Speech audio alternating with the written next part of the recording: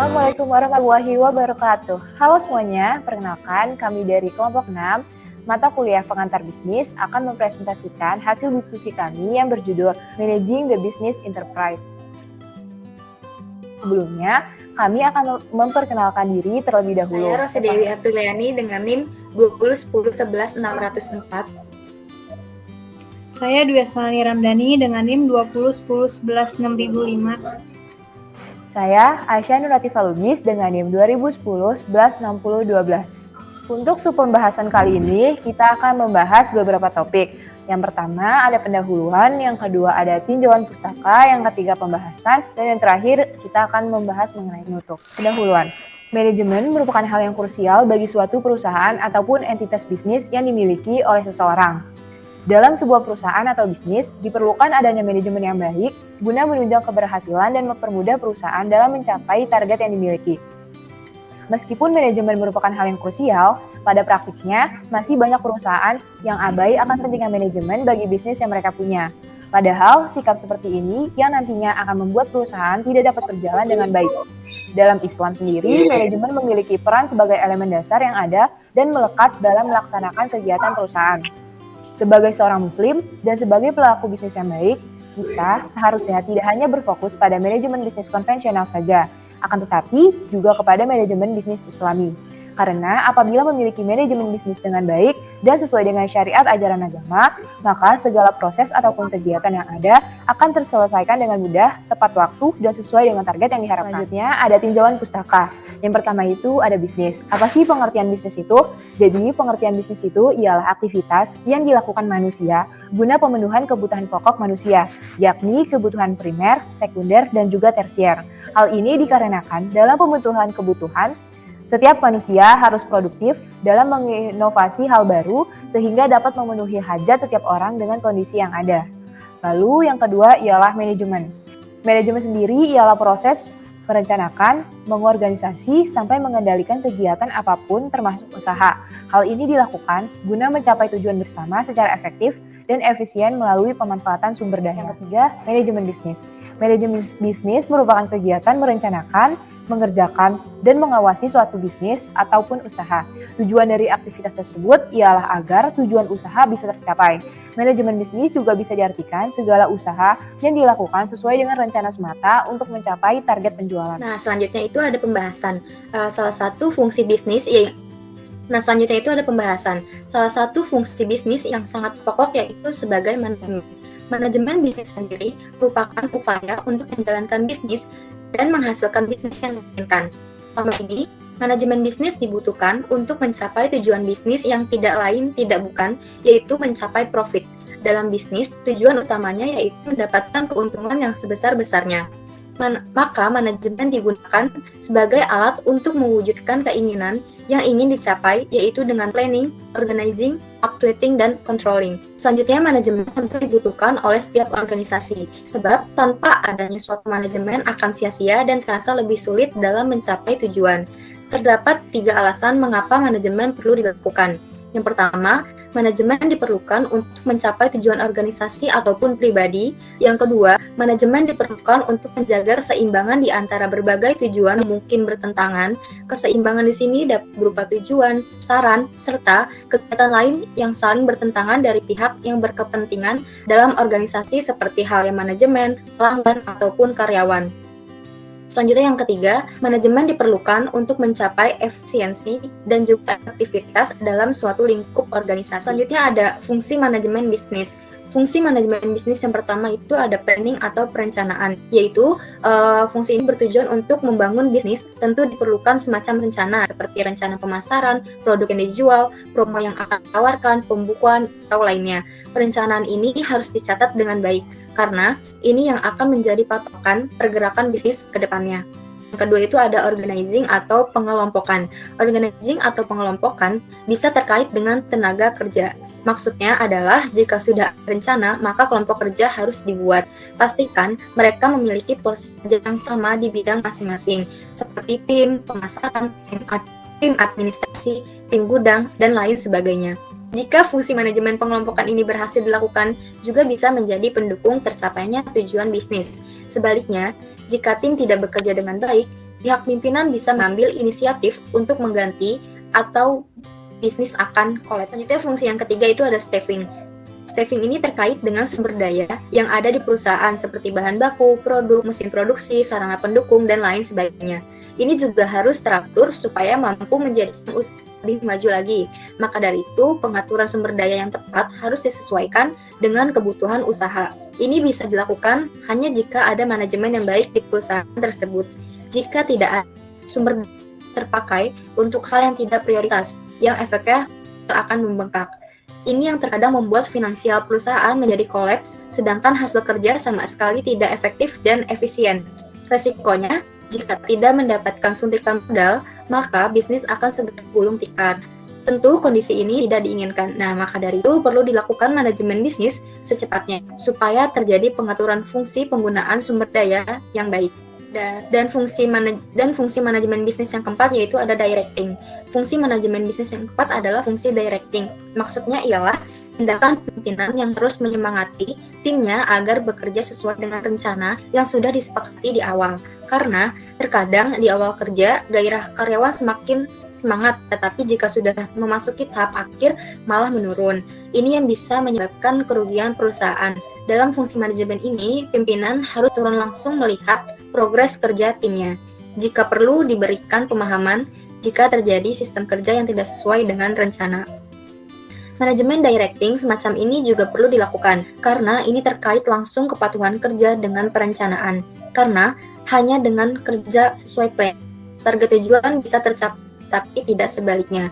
Atas dasar itu, tetap berikan directing yang bagus, tetapi hindari melakukan teguran yang membuat tim merasa tersinggung. Fungsi manajemen bisnis yang kelima yaitu ada controlling. Controlling atau pengawasan adalah fungsi manajemen bisnis yang terakhir. Controlling semata observasi apakah sistem kerja dilakukan sesuai kerja atau tidak. Dengan adanya pengawasan inilah poin-poin penting yang akan dijadikan evaluasi harus dicatat. Begitu juga dengan kesulitan-kesulitan yang dialami. Controlling ini tidak harus dilakukan oleh pimpinan, tetapi paling oleh kelompok.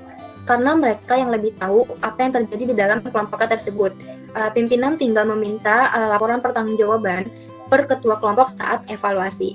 Dari laporan itulah pihak pimpinan bisa menentukan kebijakan untuk bisnis periode selanjutnya. Selanjutnya ada jenis manajemen yang diperlukan untuk bisnis. Komponen di dalam perusahaan ada banyak dan setiap bagian memiliki manajemen atau pengaturan yang berbeda-beda. Secara umum, manajemen dalam bisnis terbagi menjadi beberapa hal di bawah ini.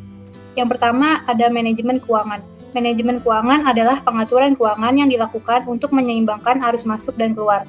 Segala hal terkait dengan keuangan termasuk penjualan, pembelian, utang, dan piutang harus dicatat dengan baik untuk memudahkan pemeriksaan dan pembuatan laporan keuangan.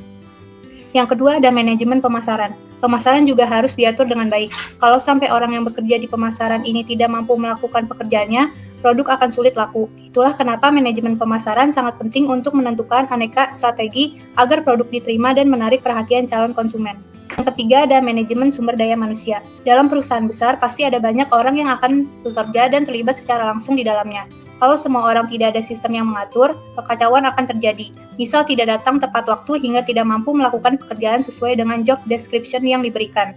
Yang keempat, manajemen operasional. Manajemen operasional berhubungan dengan kegiatan sehari-hari dan produksi. Misal operasional untuk pembuatan barang mulai dari bahan baku sampai ke mesin dan listrik.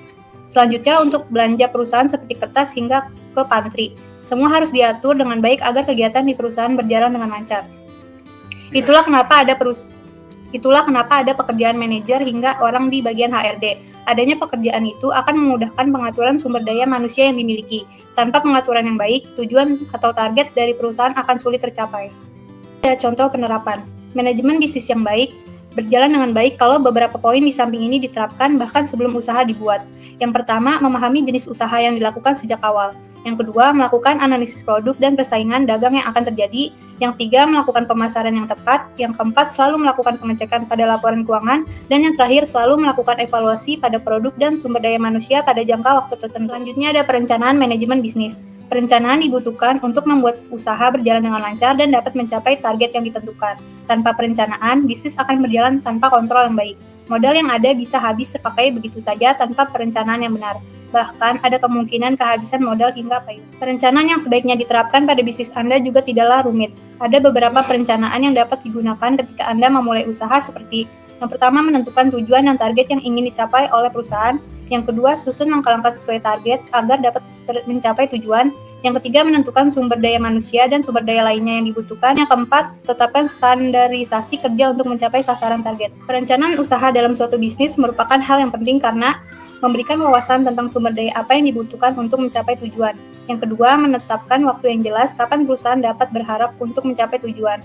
Yang ketiga, membantu perusahaan menentukan langkah-langkah yang harus diambil untuk melakukan ekspansi ke pasar baru. Yang keempat, menawarkan cara yang jelas untuk melacak kemajuan seiring pertumbuhan perusahaan. Yang kelima, memungkinkan pemilik bisnis untuk memprediksi dan merencanakan potensi risiko. Dan yang terakhir, sebagai alat bagi investor untuk menilai apakah perusahaan tersebut layak untuk diberikan dana investasi. Selanjutnya, ada unsur penting dalam perencanaan manajemen bisnis. Agar perencanaan dapat dijalankan secara baik, dibutuhkan spesifikasi unsur pelengkap dari rencana tersebut. Berikut ini beberapa unsur penting yang harus diperhatikan dalam sebuah perencanaan manajemen bisnis. Yang pertama, yaitu deskripsi bisnis yang jelas. Sebuah bisnis haruslah memiliki deskripsi yang jelas agar konsumen paham jenis usaha Anda. Bisnis Anda harus jelas bergerak dalam bidang apa, seperti kuliner, fashion, jasa, grosir barang, kebutuhan, ataupun yang lainnya. Apabila jenis usaha tidak jelas, maka konsumen pun akan kebingungan ketika mencari produk yang mereka butuhkan. Mereka menjadi tidak tahu spesifikasi produk yang dihasilkan oleh perusahaan yang Anda miliki. Deskripsi bisnis sangat erat kaitannya dengan brand perusahaan. Biasanya dimulai dengan memperhatikan nama yang digunakan pada bisnis Anda. Sebuah nama perusahaan juga harus mudah diingat dan mewakili jenis usaha dan produk terkait yang dijual. Selanjutnya, unsur perencanaan manajemen bisnis yang kedua, yaitu ada melakukan analisis pesaing. Mengetahui produk saing akan memudahkan Anda dalam menentukan jenis produk yang akan dipasarkan. Bisa saja produk yang dikeluarkan jenisnya sama, tetapi harus memiliki kualitas yang lebih baik. Apabila produk pesaing lebih baik dari produk perusahaan Anda, berarti harus ada peningkatan di segi kualitas agar mampu bersaing. Yang ketiga, yaitu memiliki strategi pemasaran. Pebisnis akan tumpul apabila tidak memiliki rencana marketing yang matang. Langkah awal pemasaran bisa dilakukan dengan menganalisa produk yang dibutuhkan konsumen. Kemudian, strategi marketing bisa dilancarkan melalui promosi yang tepat. Keempat, ada laporan keuangan. Hal yang sering diabaikan sebuah usaha adalah catatan keuangan. Padahal pembukuan merupakan hal penting untuk menjalankan sebuah bisnis. Pembukuan yang baik nantinya akan jadi acuan aktivitas perusahaan. Yang terakhir, menjaga kualitas produk dan layanan. Satu hal yang harus selalu dipertahankan dan diperbaiki adalah kualitas produk serta layanan. Dua unsur itu erat kaitannya dengan pemasaran. Apabila kualitas barang memburuk, bisa dipastikan konsumen akan kecewa dan penjualan menurun.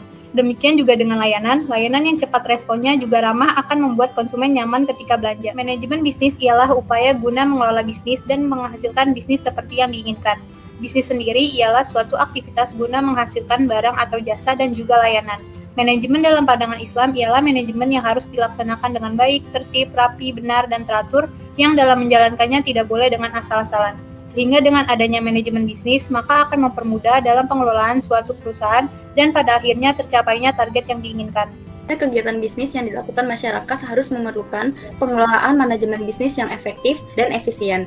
Hal ini dikarenakan dengan adanya manajemen bisnis yang baik, maka perusahaan bisnis akan berjalan dengan lancar dan tentunya akan berhasil.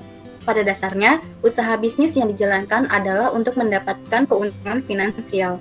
Namun, di dalam Islam, yang terdapat pada Al-Quran memiliki visi di masa depan yang tidak hanya memperoleh keuntungan sesaat, akan tetapi juga mencari keuntungan yang hakiki. Karena kan bisnis di dalam Islam memiliki yang tidak boleh dilanggar, seperti halal, jujur, thayyib, wajar, berimbang, persaingan sehat, etos kerja, dan profesional dalam menjalankannya. Sekian pemaparan dari kelompok kami, kurang lebihnya mohon maaf. Wassalamualaikum warahmatullahi wabarakatuh.